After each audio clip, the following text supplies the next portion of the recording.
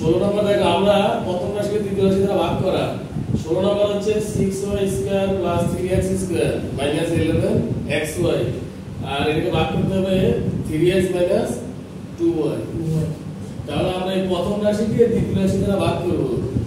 ভাগ করার সিস্টেম আমরা 1 থেকে 14 এক রকম নিয়মে করছি, আর 15 থেকে আলাদা।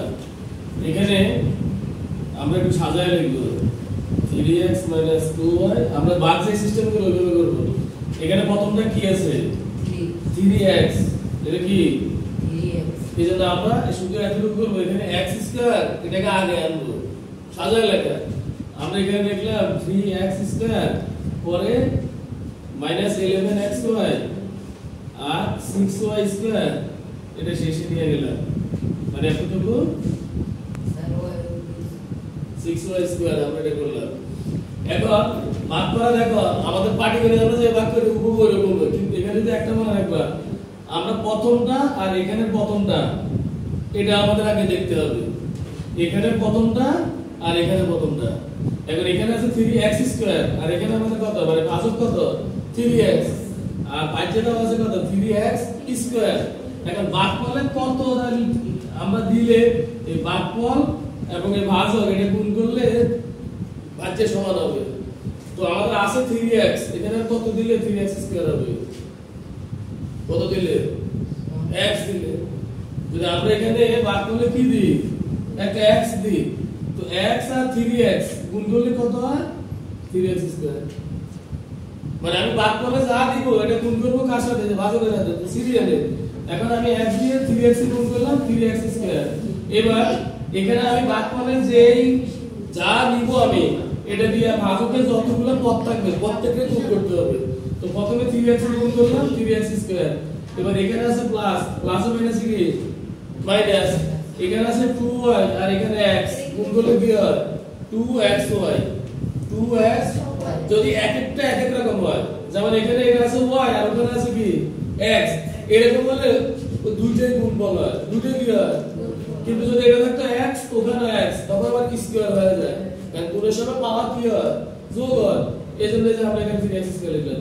তো আমরা এখানে পেলাম -2xy, কত পেলাম আমরা -2xy। এখন আমাদের যে কাজটা করতে হবে দেখো, বিয়োগের ক্ষেত্রে আমরা এই নিয়ম জানি, নিচে আমরা যে নিচে রাশিটা লিখবো এ প্লাস থাকলে বিপরীত চিহ্ন মাইনাস দিয়ে ব্র্যাকেটে মাইনাস দিয়ে রাখবা, আর মাইনাস থাকলে কি দিবা প্লাস, বিপরীত। এটা হলো বিয়োগের ক্ষেত্রে। কিসের ক্ষেত্রে, বীজগণিতের বিয়োগের ক্ষেত্রে।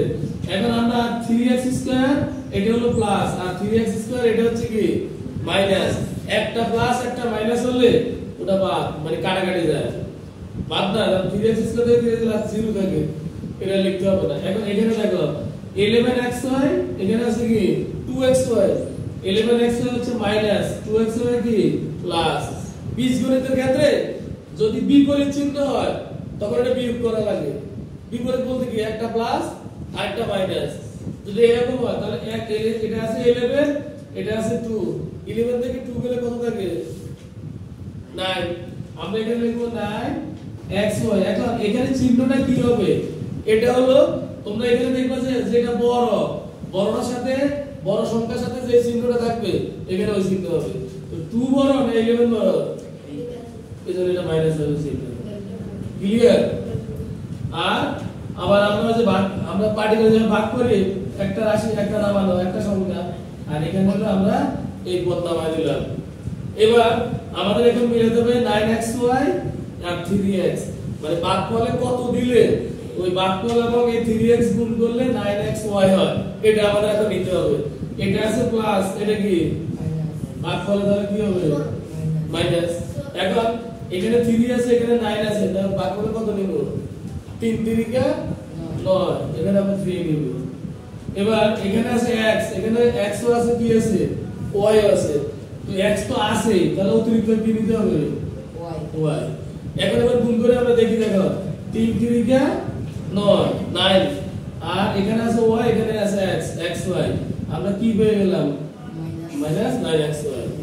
এবার গুণ করি আমরা 3 দুগুণে কত 3 দুগুণে 6, মাইনাস মাইনাসে মাইনাসে কি প্লাস, প্লাস y আর y গুণ করলে কত হয় y²। তারপরে লিখব 6y2। এবার আবার এই জায়গায় মাইনাস আছে বিপরীত চিহ্ন প্লাস, এটা প্লাস আছে বিপরীত চিহ্ন মাইনাস। এখন দেখো 9xy মাইনাস আবার 9xy কি প্লাস, একটা প্লাস একটা মাইনাস হলে কাটা বাদ 0 থাকে। আবার 6y2 এটা আছে প্লাস আর 6y2 এটা কি মাইনাস, তাহলে কি থাকে 0। মিলে গেছে, এজন্য আমরা ভাগফল শেষ, ভাগশেষ কত 0। তাহলে আমাদের উত্তর অর্থাৎ ভাগফল হচ্ছে x 3y। সুতরাং নির্ণয় ভাগফল x 3y, এটা হচ্ছে অ্যানসার। সহজ, মানে শুধু হিসাব করে করে মানে না পায় না, যে কোনো না মিলে এবার করে যেতে হবে। ঠিক আছে না? ধন্যবাদ।